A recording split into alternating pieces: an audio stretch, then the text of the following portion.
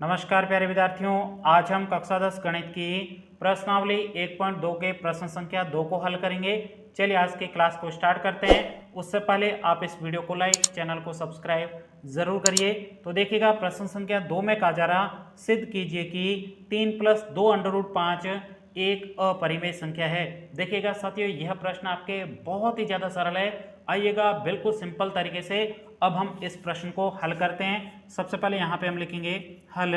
अब ध्यान से देखिएगा साथियों, इससे पहले वाले प्रश्न को हमने विरोधोक्ति विधि के माध्यम से प्रश्न को अपरिमेय संख्या सिद्ध किया था, तो इस प्रश्न को भी आपको विरोधोक्ति विधि के माध्यम से ही सिद्ध करना है। तो आइएगा बिल्कुल सिंपल तरीके से सबसे पहले हम इस प्रश्न को विरोधोक्ति विधि के माध्यम से हल करते हैं। विरोधोक्ति विधि में आपको क्या करना पड़ता है, उल्टा मानना होता है। यहाँ पे बताइए 3 + 2 √5 एक कैसी संख्या है, अपरिमेय संख्या है, तो आपको इसका उल्टा मानना है परिमेय संख्या। बहुत आसान प्रश्न है। तो यहाँ पे लिखेंगे माना 3 + 2 √5 एक परिमेय संख्या है, परिमेय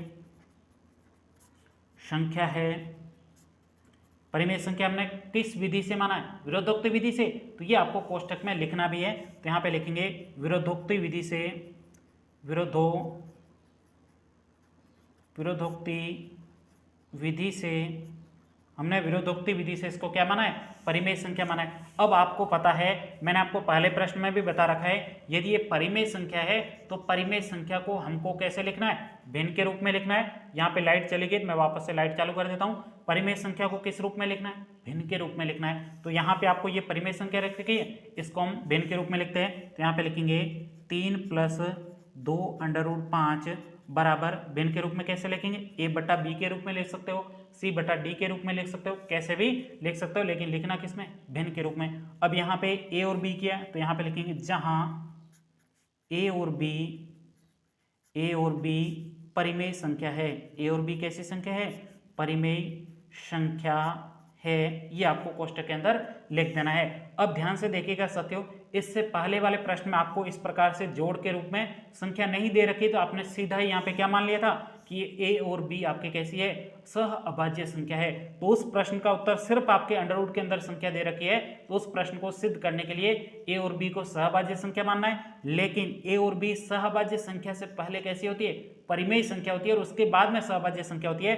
तो यहाँ पे हम इस प्रश्न को ए और बी को परिमेय संख्या के माध्यम से इसको अपरिमेय संख्या सिद्ध करने वाले, इसलिए आपको ए और बी को क्या मान लेना है, परिमेय संख्या मान लेना। जब सिर्फ आपके अंडर रूट की संख्या है तब आपको सहभाज्य संख्या मानना है। फर्क पता चल गया ना, अंतर पता चल गया, बहुत अच्छी बात है। अब यहाँ पे आपको क्या करना है, अंडर रूट वाली संख्या को एक तरफ रखना है, बाकी वाली संख्या को दूसरी तरफ रखना है।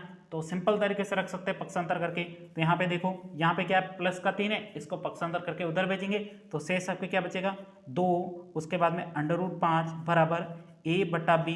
अब यहाँ पे 3 प्लस में था, इधर आते माइनस में हो जाएगा, तो ये आपके माइनस का 3 हो गया।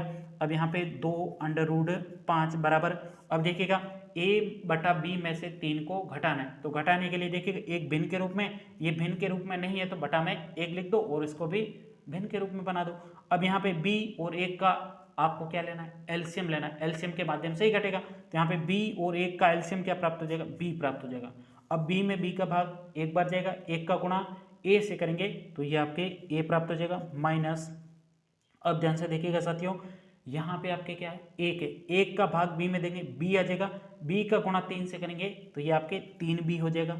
उसके बाद में ध्यान से देखिएगा, अंडर रूट वाली संख्या को एक तरफ रखना है, तो ये आपके 2 अंडर रूट वाली संख्या नहीं है, तो 2 को पक्षांतर करेंगे, इधर किस में, गुणा में, इधर आते भाग में आ जाएगा। तो यहाँ पे शेष बचेगा अंडर रूट 5 बराबर, अब देखो यहाँ पे 2 केस में आ जाएगा, भाग में आ जाएगा, तो a - 3b बटे यहाँ पे 2 के गुणा में b हो जाएगा, तो ये आपके क्या हो जाएगा, 2b हो जाएगा। यहीं तक कि आपको इस प्रश्न को सॉल्व करना था। अब यहाँ पे आपको इस प्रश्न में सिर्फ और सिर्फ क्या लिखनी है, भाषा लिखनी है कि किस प्रकार से आपने अपरिमेय संख्या सिद्ध किया है। तो ध्यान से देखो, सबसे पहले हमने क्या किया है, a और b को क्या माना है, परिमेय संख्या। तो यहाँ पे आप देखोगे a और b से मिलकर संख्या जो बनी है वो भी आपकी क्या होगी, परिमेय संख्या होगी। ये तो परिमेय संख्या है, लेकिन परिमेय संख्या के बराबर में अपरिमेय संख्या, ऐसा हो सकता है क्या, परिमेय संख्या और अपरिमेय संख्या बराबर हो, ऐसा नहीं हो सकता। तो यहाँ पे परिमेय संख्या के विरोध में क्या आ रही है, अपरिमेय संख्या आ रही है, जबकि हमने तो माना था कि ये पूरी संख्या कैसी है, परिमेय संख्या है, हमने कौन सी विधि से माना था, विरोधोक्त विधि से माना था, लेकिन यहाँ पे उल्टा आ रहा है, इसका मतलब हमने जो माना था वो क्या था, गलत था, जबकि ये आपकी क्या है, अपरिमेय संख्या है। √5 से मिलकर बनी संख्या कैसी होगी, अपरिमेय संख्या होगी। यहां से आपके सिद्ध हो गया। अब सिद्ध करने के लिए आपको परीक्षा में पूरे नंबर लाने के लिए भाषा लिखनी है। भाषा बहुत ही आसान है। आपको क्या करना है, आपको सबसे पहले लिखना है ए और बी परिमेय संख्या है, और परिमेय संख्याओं से मिलकर जो ये बनी संख्या है ये भी क्या होगी, परिमेय संख्या होगी। यदि ये परिमेय संख्या है तो √5 को भी क्या होना चाहिए, परिमेय संख्या होना चाहिए। लेकिन हम जानते हैं कि √5 कैसी है, अपरिमेय संख्या है। इस विरोधाभास के कारण √5 से मिलकर बनी संख्या 3 + 2 √5 भी क्या होगी, अपरिमेय संख्या होगी। इति सिद्धम, ये भाषा आपको लिखनी है। तो आइएगा सिंपल तरीके से यहाँ पे मैं भाषा लिख देता हूँ। इस भाषा को आप 2-3 बार पढ़ना, आपको पूरी बात समझ में आ जाएगी।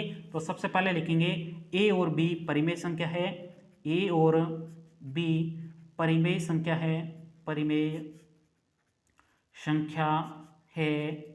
यदि ये परिमेय संख्या है तो यहाँ लिखेंगे इससे बनी संख्या, इससे बनी संख्या, इससे बनी संख्या। संख्या क्या बनी है, a माइनस ये रही ना, ये बनी है ना ए और बी से, तो यहाँ पे लिखेंगे a - 3b/2b परिमेय संख्या है, परिमेय संख्या है।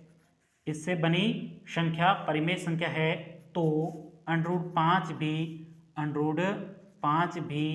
परिमेय संख्या होना चाहिए। √5 भी परिमेय संख्या, परिमेय संख्या होना चाहिए, होना चाहिए। लेकिन उसके बाद में अगली लाइन में लिखना, हम जानते हैं कि √5 एक अपरिमेय संख्या है, अपरिमेय संख्या है, अपरिमेय संख्या है। उसके बाद में नई लाइन में लिखना है, इस विरोधाभास के कारण, इस विरोधाभास के कारण